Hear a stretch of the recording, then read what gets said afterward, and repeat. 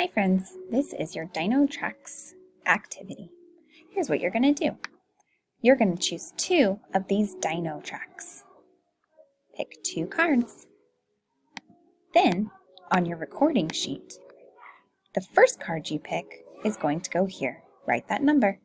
Then you're going to add the second number, and you're going to write that number here.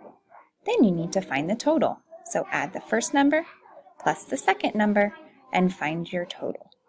Then you're going to write how many 10s and how many 1s are in that number. You're going to choose 8 different sets. Remember, a set is 2. 8 different sets of numbers. So you're going to have 8 different number sentences to solve.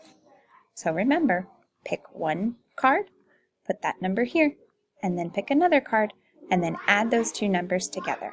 Record your 10s and your 1s right here. Have fun!